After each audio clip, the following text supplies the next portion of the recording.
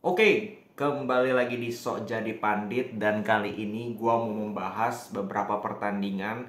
Ya, cukup banyak pertandingan yang berlangsung tadi, terutama dari Premier League karena dimainkan serentak ya. Plus Real Madrid ya baru saja main. Kita mulai dulu, kita sedikit update-update aja hasil-hasil di Premier League. Aston Villa secara mengejutkan 6-1 mampu menang berhadapan dengan Brighton. Dan Brighton ini di 4 pertandingan terakhir mereka meraih 3 kekalahan di 3 kompetisi yang berbeda. Europa League, Carabao, dan Premier League. Jadi lagi terseok-seok dan Brighton ini memang selalu bisa memberikan kesulitan kepada tim besar, tapi justru kehilangan poinnya ya lawan tim-tim mediocre ke bawah. Ya itu yang membuat Brighton nggak bisa lolos Champions League musim lalu dan kemungkinan besar musim ini juga tidak. Ya. Terus Arsenal menang 4-0, ini penting juga untuk Arsenal. Kemenangan telak, Havertz cetak gol pertama walaupun lewat penalti, but that's okay. Untuk meningkatkan kepercayaan diri itu penting sekali. Dan dengan hasil ini Arsenal berada di peringkat 3 dengan 17 poin, cuma beda 1 dengan Manchester City yang kalah menghadapi Wolves. Uh, dan poinnya sama dengan Tottenham Hotspur di peringkat 2, which is masih sangat terbuka ya peluang juara. Arsenal pun masih punya peluang definitely. Mereka masih terus bersaing ya, poinnya nggak begitu jauh. Harusnya mereka fight terus, tunjukkan konsistensi, itu jauh lebih penting. Terus MU kalah 0-1 lawan Crystal Palace. Poinnya apa di sini? Ten Hag itu kembali, ini menurut gue salah Ten Hag. Ini murni kesalahan Ten Hag. Ketika kemarin menang 3-0 berhadapan dengan Crystal Palace dan di situ mainnya keren banget. Itu penampilan terbaik MU musim ini. Itu kan skuadnya itu praktis setengahnya pelapis.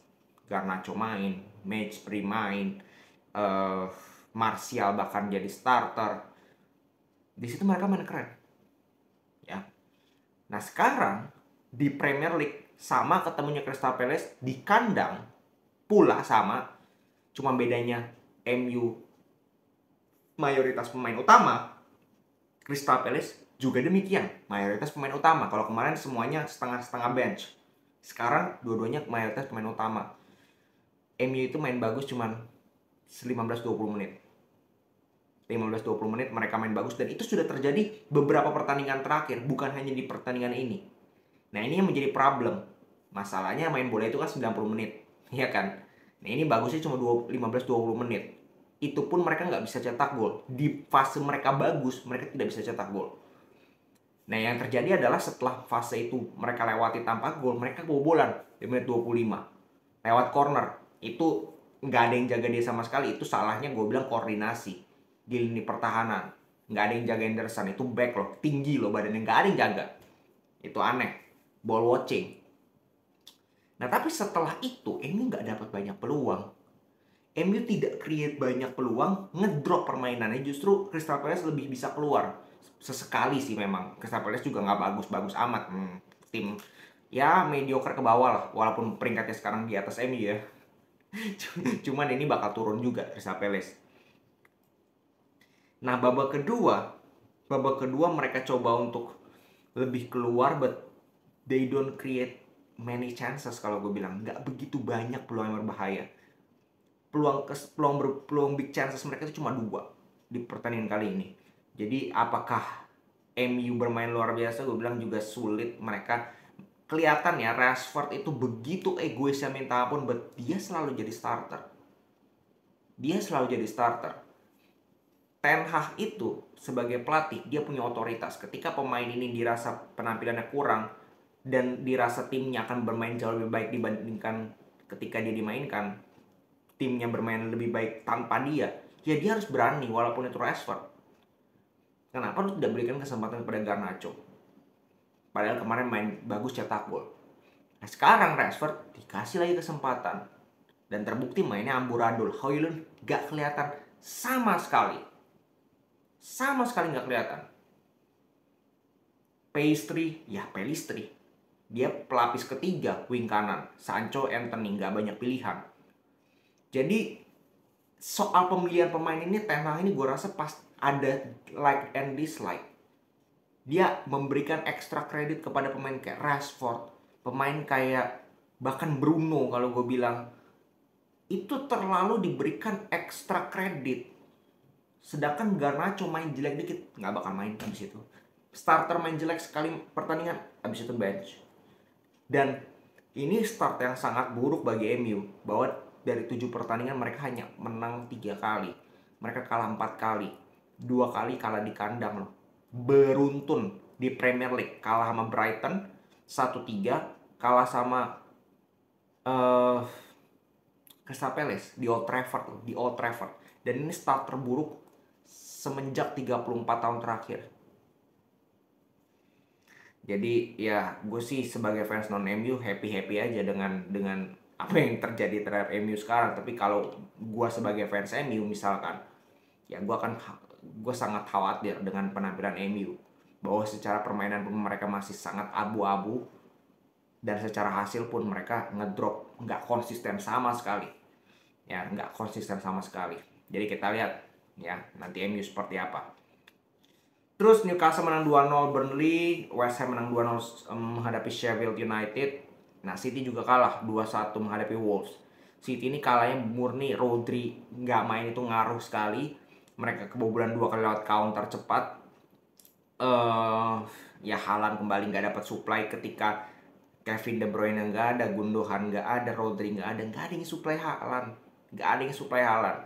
Foden, Doku itu ya, nah, apalagi Alvarez sulit untuk bisa mensuplai Haaland, dan Haaland itu benar-benar dijaga ketat sehingga sulit juga dia untuk mendapatkan ruang menciptakan gol, menciptakan peluang. Ditambah Josesa mainnya luar biasa di pertandingan kali ini, banyak save yang dia lakukan.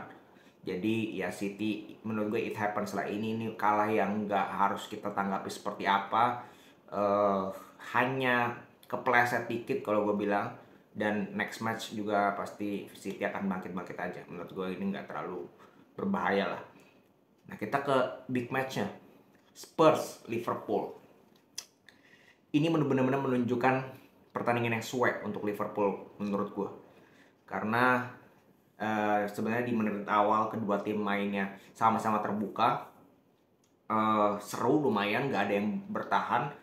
Liverpool tapi sedikit lebih baik, sedikit lebih mendominasi. Mereka dapat setengah-setengah peluang, dapat 2 kali double save-nya si Vicario, walaupun itu ke arah kiper semua tendangannya, si Gakpo sama si Robertson.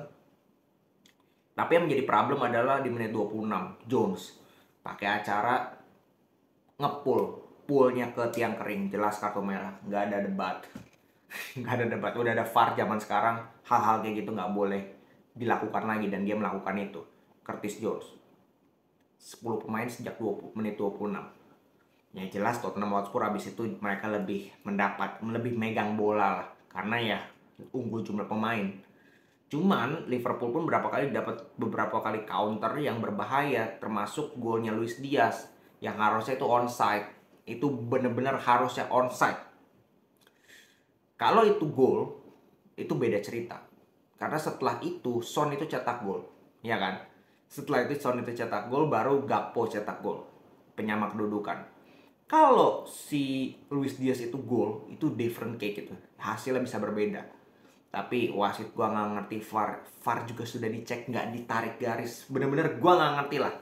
Bener-bener ini murni blunder wasit, VAR tidak menarik garis, padahal itu kerjaan dia ya kayak gitu, cuma tarik garis untuk offside, dan dia tidak melakukan pekerjaannya. Menurut gue itu blunder parah. But ya the show must go on kan, ya kan, nggak mungkin dia balik lagi, nggak mungkin ketika match itu sudah berjalan abis itu wasitnya mengakui dia salah terus skornya jadi berubah, kan nggak. Artinya lanjut 1-1, babak pertama 1-1 selesai. Spurs dapat berapa kali setengah peluang, dapat tiang juga. Ya murni mereka sudah unggul jumlah pemain. Ya mereka memanfaatkan itu, cuman kecolongan di menit-menit terakhir. Di babak kedua pun dari awal mereka coba untuk ngegas. Alisson itu main luar biasa di pertandingan ini, terutama di babak kedua. Di awal babak kedua itu dia melakukan banyak sekali save yang krusial mencegah Liverpool kebobolan. Nah sebenarnya itu sudah aman di Liverpool. Datanglah Diogo Jota Menit 68 dapat kartu kuning, yang kartu kuningnya juga agak aneh ya menurut gue, karena dia tidak melakukan apa-apa. Udogi bener-bener dia kesandung sendiri tapi kartu kuning. Oke. 1 menit berselang kartu merah. Gue nggak ngerti lah. Bener-bener ceroboh, bener-bener tidak perlu sama sekali Diogo Jota melakukan itu.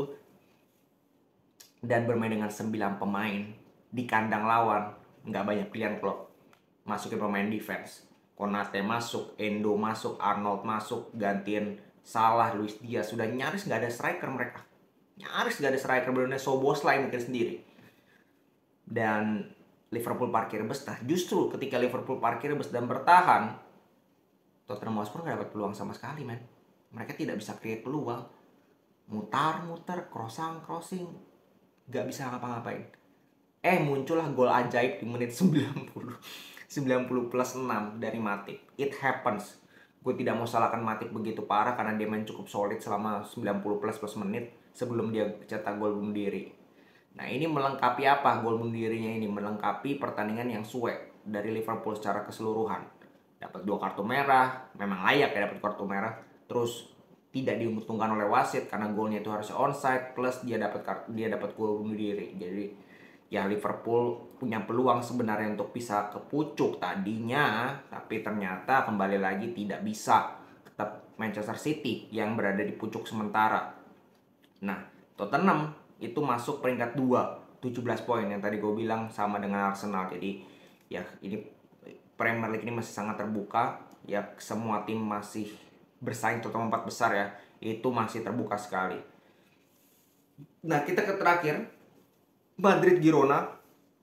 Ini gue nggak mau bahas terlalu banyak karena yang gue mau simpulkan adalah Madrid turun dengan, kalau gue bilang, skuad terbaik. Yang gue pengenin adalah Camavinga main di bek kiri, dan itu sudah dimainkan oleh Ancelotti dan mainnya luar biasa juga. 4 gelandang Madrid yang di tengah, Valverde, Bellingham, Tchouaméni, Kroos, mainnya luar biasa semua. Vinicius kelihatan masih belum fit 100% secara match fitness, jadi mainnya masih ya so-so. Joselu kembali berkontribusi, walaupun ini striker yang kita nggak bisa harapin dia kayak Benzema, but setiap sekali dia diberikan waktu bermain dia selalu bisa berkontribusi, which is itu sangat penting ya untuk pemain seperti Joselu. Kita nggak bisa expect dia bakal jadi kayak striker kayak Benzema aja contohnya, tapi selama dia bisa berkontribusi, cetak 1 gol, cetak 1 assist, it's okay menurut gue. Dan dia jadi lama-lama bisa jadi pemain penting juga di Madrid kan musim ini. Dan ya 3 gol, golnya keren. Joselu golnya keren banget, umpan dari Bellingham, terus Tchouaméni dari corner, Bellingham gol ketiga itu counter juga. Tapi yang menjadi PR dari Madrid adalah untuk mengantisipasi crossing, karena itu berkali-kali juga bisa dieksploitasi oleh Girona. Peluang-peluang berbahaya dari Girona itu banyak dari crossing, cuman finishingnya buruk aja dari Girona. Plus Kepa ada 1 save yang luar biasa, kena tiang juga. But ya secara overall Madrid layak menang. Ya dapat Bellingham 1-on-1 juga, layak menang, main lumayan bagus. Ya mereka tidak mereka tidak ball possession tinggi, cuman mereka sangat efektif. Dapat Kroos dapat peluang shooting, Bellingham dapat depan gawang, Rodrigo di menit-menit terakhir juga dapat peluang. Banyak peluang berbahaya yang di-create oleh Madrid, sehingga ya Madrid di pertandingan kali ini membuat Girona kembali lagi ke levelnya di mana mereka ya tidak bisa apa-apa di hadapan Madrid. Ya, dan sementara Madrid ada di pucuk 21 poin, Barcelona di peringkat 2 dengan 20 poin, dan Girona di peringkat 3 dengan 19 poin. Oke, segitu dulu update dari liga-liga top Eropa, dari Premier League dan juga La Liga. Kita akan kembali lagi di video selanjutnya. Salam sepak bola.